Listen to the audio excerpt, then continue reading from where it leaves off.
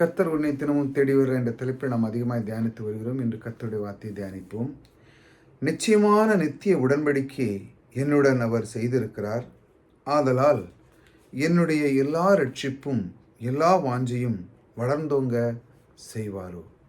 கர்த்தர் பாருங்க, நிச்சயமாக அவர் நமக்கு நித்திய உடன்படிக்கை, அதாவது எப்பொழுதும் சதா காலமும் உடன்படிக்கை பண்ணியிருக்கிறார். அந்த ஆபிரகாமுக்கு கொடுத்த அனைத்து ஆசீர்வாதங்களும் அனைத்து உடன்படிக்கைகளும் நாம் படிக்கிற எல்லா உடன்படிக்கை தேவன் ஆதியாமத்திலிருந்து நீங்கள் பார்த்தீங்கன்னா மனிதனை உருவாக்கி ஒவ்வொரு நேரமும் அவனோடு பேசி அவருக்கும் உள்ள அந்த அன்பான ஒரு ஐக்கியத்தை உண்டு பண்ணி அவனுக்கு தேவையானது எல்லாமே கொடுத்து அவனுக்குள்ள ஒரு உடன்படிக்கை பண்ணுகிறார். அதாவது உடன்படிக்கை என்பது ரொம்ப மனிதனே வந்து தேவனிடத்தில் கேட்கல, தேவனே வந்து அவனுக்கு உடன்படிக்கை பண்ணுகிறார். பாருங்கள், மனிதன் போய் எனக்கு இதெல்லாம் பண்ணுங்க வாங்கன்னு கேட்கல, இவரே வழியே போகிறார். பாருங்கள், ஒரு மனுஷனுக்கு எவ்வளோ பெரிய பாக்கியம் பாருங்கள். இப்போ நீங்களாம் ஒருத்தருக்கு இருக்கீங்க, உங்களுக்கு தெரிஞ்சவங்க உங்களுக்கு உங்கள் கூழுக்கு வீட்டில் வந்து உங்களுக்கு நான் இதை செய்கிறேன் அப்படி செய்கிறேன்னு செய்யும்போது உங்கள் உள்ளம் எப்படி இருக்கும் பாருங்கள். அதே மாதிரி தேவன் அவனுக்கு வழியை வந்து இந்த மாதிரி செய்கிறார் பாருங்கள்.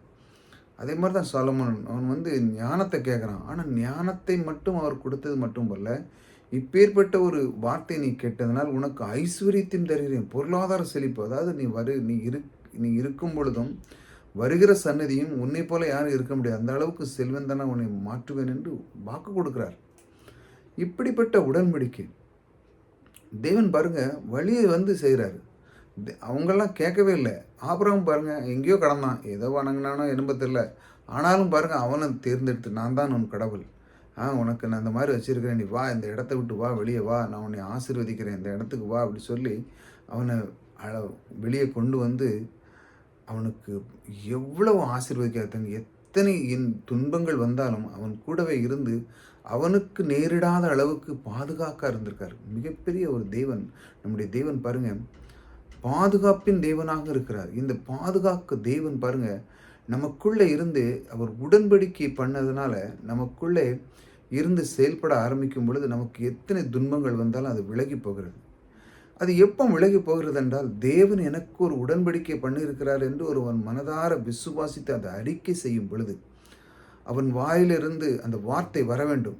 தேவன் தான் என்னை ரட்சித்திருக்கிறார், அவர்தான் எனக்கு உடன்படிக்கை பண்ணியிருக்கிறார். ஆபிரகாமுக்கு கொடுத்தது மட்டுமில்லை, அது அவங்களுக்கு மட்டுமில்லை, அது இப்பொழுது எனக்கும் கிடைக்கப்பட்டிருக்கிறது என்று ஒரு மனிதன் விசுவாசிக்க வேண்டும். பாருங்க, அந்த உடன்படிக்கை என்னுடன் அவர் செய்திருக்கிறார். ஆதலால் என்னுடைய எல்லா ரட்சிப்பும், எனக்கு ரட்சிப்பு கொடுத்த எல்லா ரட்சிப்பும் எல்லா வாஞ்சியும் நான் நேசிக்க எல்லாத்தையுமே வளர்ந்தோங்க, இதெல்லாம் அந்த ரட்சிப்பு கொடுத்த அந்த தேவன் எல்லாத்திலையும் நான் வளர்ந்தோங்க. பாருங்கள், வளர்ந்தவங்க அவர் செய்வாரோ அப்படிங்கிற அந்த ஒரு வேர்டு இருக்குது, அவர் செய்கிறார். இந்த தேவன் பாருங்கள், ஒவ்வொரு நாளும் நமக்கு உடன்படிக்கை. நாம் எத்தனையோ சூழ்நிலைகளை கடந்து வந்திருக்கலாம், ஐயோ இப்படி ஆயிட்டுன்னு. ஆனாலும் தேவன் அதெல்லாம் ஒரு நன்மைக்காகவே உனக்கு செய்திருக்கிறார் அப்படின்னு நீங்கள் நினச்சிக்கணும். இதெல்லாம் ஒரு நன்மைக்கு. எத்தனை சூழ்நிலைகள் நீங்கள் கடந்து வந்தீங்கன்னா அது ஒரு நன்மைக்காக செய்து அதிலிருந்து, அந்த ஆபத்திலிருந்து உங்களை விடுதலையாக்கி உங்களுக்கு ஒரு தூணாக இருந்து குறுகிய காலத்தில் நீங்கள் உடைய வளர்ச்சியை பாருங்கள். நீங்கள் எதெல்லாம் பிரச்சனை, எதெல்லாம் உங்களுக்கு கஷ்டம்னு நினைக்கிறீங்களோ அதெல்லாம் ஒரு 2 வருஷத்துலேயே எல்லாமே முடிஞ்சிடும். நீங்கள் அதனால் பாருங்கள், உங்களுக்கு எதெல்லாம் கஷ்டம்னு நினைக்கிங்களோ, எதெல்லாம் பிரச்சனை அதெல்லாம் இருக்கீங்கன்னு நினைக்கிங்களோ, அதெல்லாம் அந்த ஒரு சில வருஷத்தில், ஒரு 2 வருஷத்துக்குள்ளே எல்லா காரியங்களும் உங்களுக்கு அது நீங்கிவிடும். அதிலிருந்து நீங்கள் பார்ப்பீங்க. ஏன்னா அந்த உடன்படிக்கை தேவன் உங்களுக்கு வாக்கு கொடுக்குறார். நான் உன் கூட இருக்கிறேன், ஆகையால் நான் உனக்கு ஒரு குறை வைக்க மாட்டேன். அவர் சொல்ல நிச்சயமான நித்திய உடன்படிக்கை, அது நிச்சயம் நடக்கும் அப்படின்னுங்கிறது அது உறுதியானது. அவர் செய்திருக்கிறார் இரத்த உடன்படிக்கை.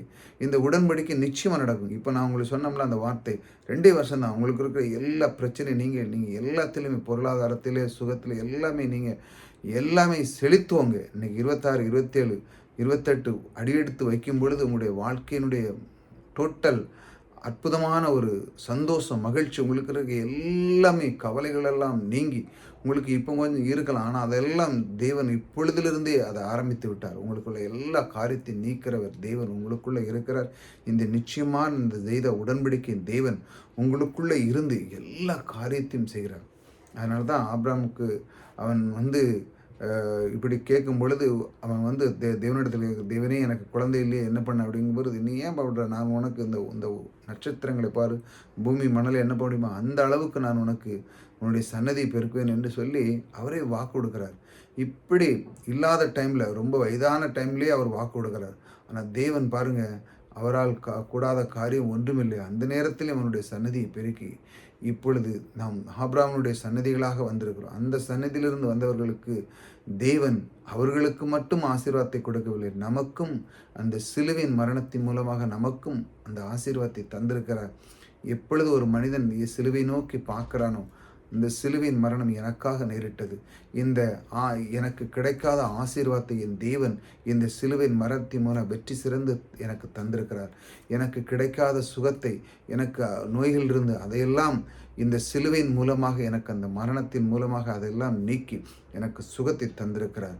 என்னுடைய வாழ்க்கை திடீருக்கு நான் எத்தனையோ பிரயாசப்பட்டு எத்தனையோ காரியங்கள் நான் எடியெடுத்து அதையெல்லாம் நீக்க என் கல்வாரி சிலுவையிலே எனக்காக அவர் மரித்திருக்கிறார். என்னுடைய தரித்திரம் போக்குவதற்காக அவர் மரித்திருக்கிறார். ஆகையால் நான் ஏன் தரித்திரனாக இருக்க வேண்டும்? எனக்கு செல்வங்கள் அதிகமாக தந்து என்னுடைய வாழ்க்கையிலே மற்றவர்களுக்கு கொடுத்து தேவனுடைய சித்தத்தை நிறைவேற்ற எனக்கு அவர் செய்திருக்கிறார் என்று ஒவ்வொரு நாளும் நாம் அதை நோக்கி பார்க்கும் பொழுது நம்முடைய வாழ்க்கை மாறுகிறது. இதைத்தான் நாம் ஒவ்வொரு நாளும் கர்த்தர் உன்னை தினமும் தேடுகிறார் என்ற தலைப்பில் தியானிக்கிறார். அவர் சொல்ல, நிச்சயமாக இந்த உடன்படிக்கை உனக்கு எல்லாமே நடக்கும் என்று அவர் வாக்கு கொடுக்குறார்.